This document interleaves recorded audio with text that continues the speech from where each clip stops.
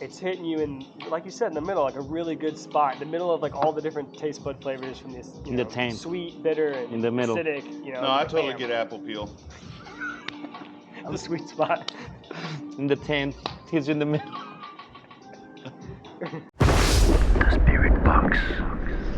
So welcome everybody to this new episode of a new series that we're starting here at the Spirit Box, where we're gonna start tasting all sorts of spirit for you guys to try. Us to try for you, and see where it goes, right? So you guys know I'm a big lover of whiskey, bourbon, all this stuff. So I decided to make our first episode with bourbon, which I'm excited because I've always been a Whistlepig fan myself, and they just released their bourbon.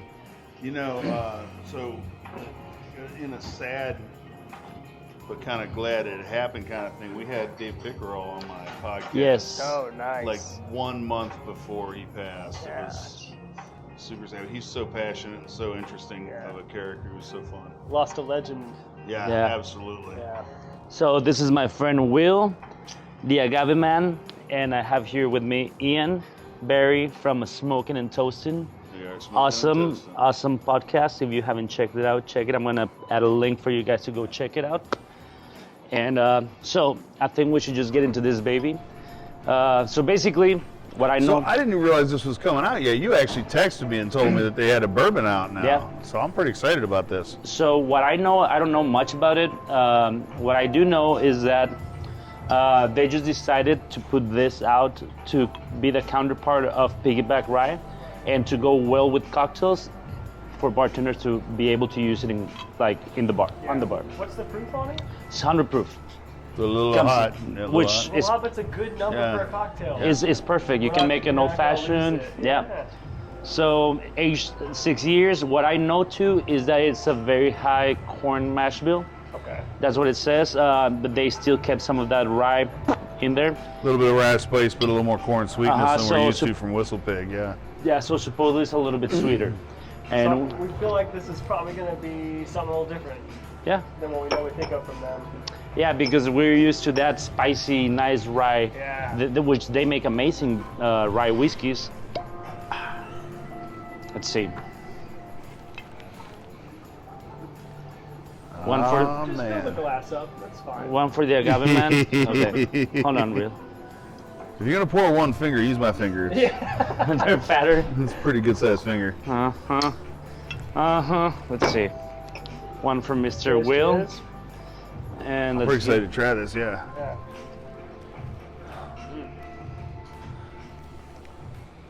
Oh, it smells minerally. Yeah, Tons of minerality. but it smells like it's super sweet. Lots of Yeah. the sweet corn kind of.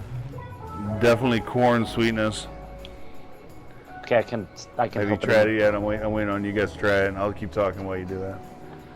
There you go.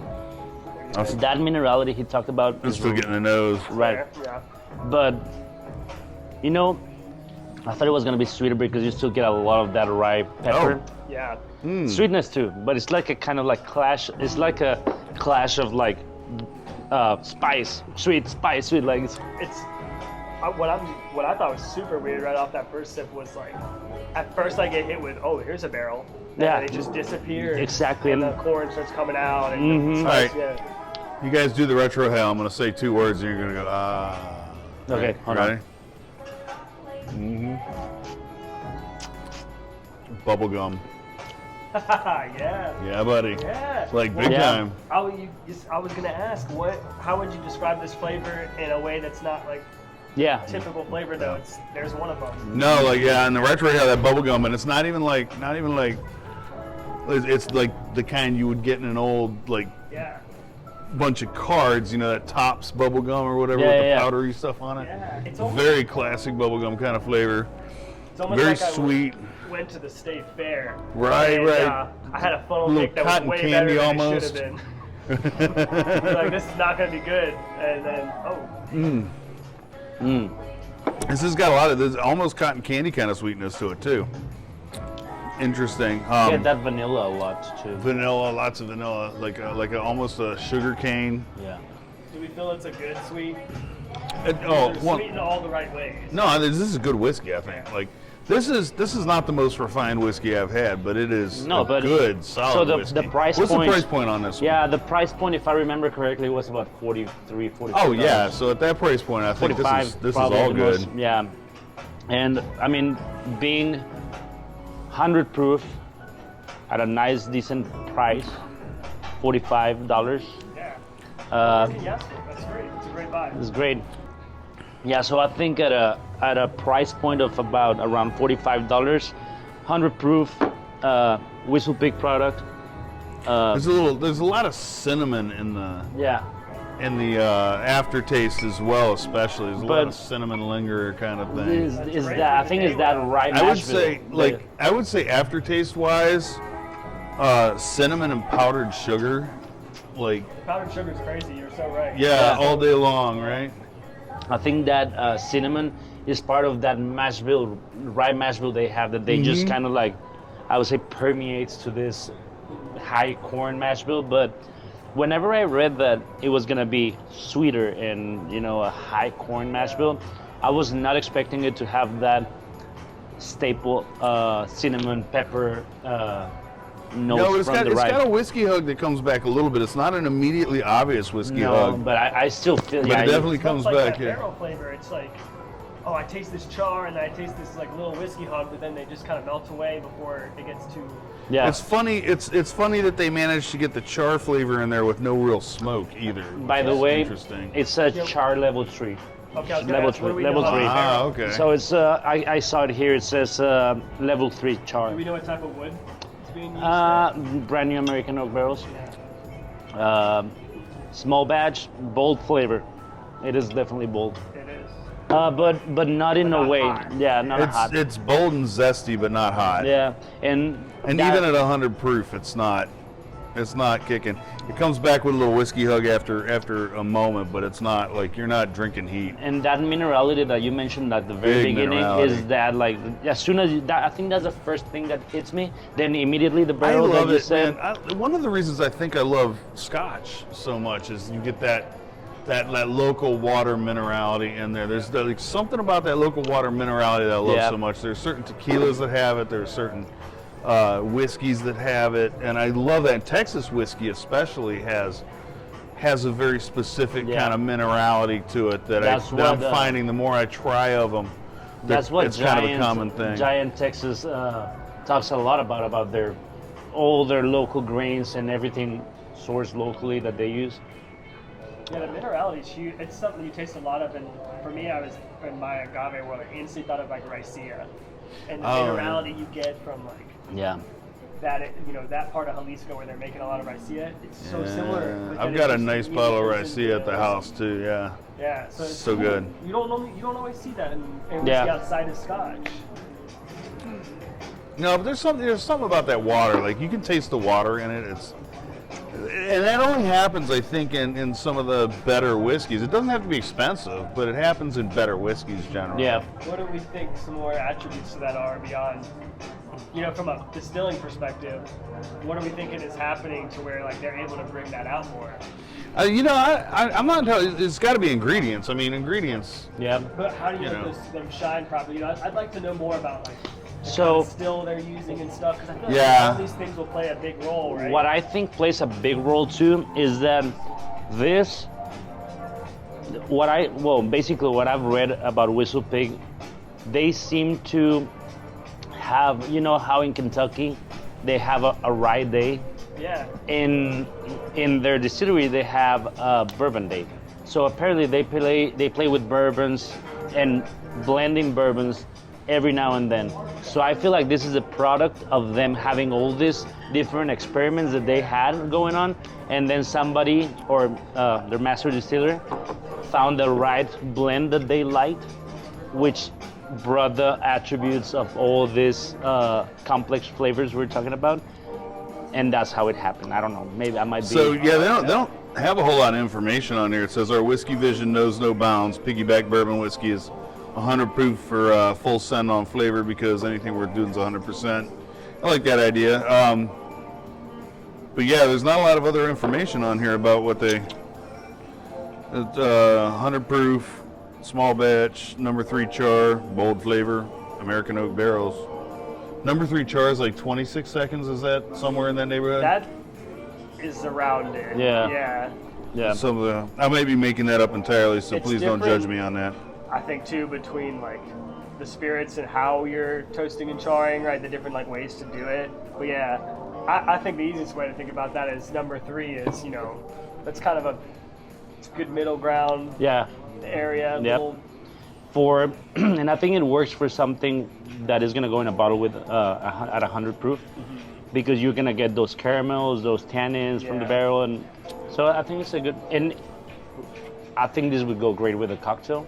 Oh, yeah. I think we should let it up to the crowd and the people to see if they would like me to make a cocktail with this. Something elaborate, something cool. Spirit Box making cocktails out of some Whistlepig Bourbon? Hell Yeah. And there's a good time to remind you guys to subscribe, comment, and tell us what you think. And if you want to see something. But so this is our first episode of this new series, so we don't have a real structure. I think we should come up with a grading. Bourbon or bust, baby. That's what it's called. Bourbon or bust? Bourbon or bust, I like that. Okay, let's call it bourbon or bust. Bourbon or bust. And we should come with a scale to grade or rate each spirit or bourbon, in this case that we're trying. Definitely off the bat, on a scale of 1 to pour me another one, I think we'll do a pour another one. So I'm down with that. It's a good. I'm assuming that you. I'm assuming that was like a I don't hint. suppose you have a chip of ice handy, do you? I can bring us some ice, yeah. I bet a piece of ice. Let's see how it interacts Right, with them. I'm gonna make a prediction here.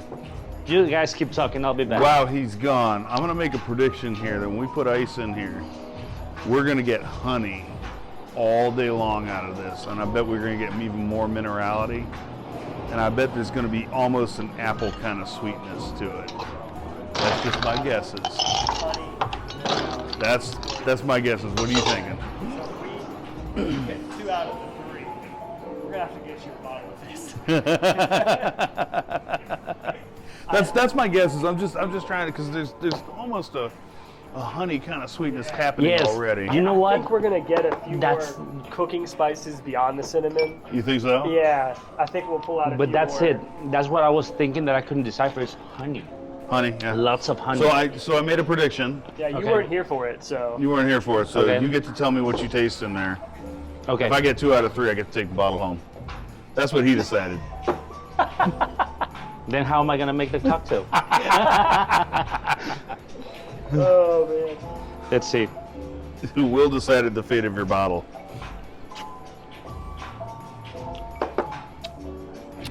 It made it a little bit more Oh. aggressive.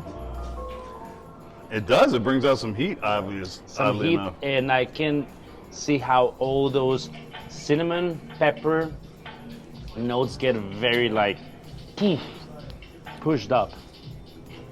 All right. So what are the 3 things I said we're gonna get? Minerality. Yeah, Apple, that's check. Apple check. No honey. No honey. No honey anymore. We missed the honey. Yeah. How do you feel about apple? You getting that? No? Not really, not much. Sounds like 1 out of 3. But, I got one out but there. I did because that's a very typical thing, especially with Scotch whiskey.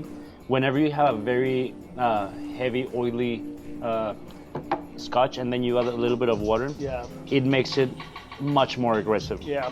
I see it bringing out. I'm tasting the char more. I'm tasting the barrel more. There's But a- I was surprised that it didn't Isn't- bring more out. Interesting on the palate heat that happens that's not in the back of the palate. It's like in the Yes. middle of the palate. So it's like this oily, like right there in the middle of the palate heat. So it comes across instead of a heat, almost as a spice instead. But Yeah, So it's, true. Because if it's in the back, that's where like we taste all of our bitterness. Right, that's where everyone's like smooth. Yeah. But this is not that at all. It's hitting you in, like you said, in the middle, like a really good spot, in the middle of like all the different taste bud flavors from this. In the tank. Sweet, bitter, and In the middle. acidic. No, I totally get apple peel. the sweet spot. In the 10, it's in the middle. It really hits you in the back of the throat. Oh yeah, Tamara. That was a cool video. Tamara. She was here a little bit ago, actually. I don't know what's happening now. So I made Apparently a video with, something funny. So I made a spicy Southside cocktail a few months ago, and my friend Tamara, she works here with me too.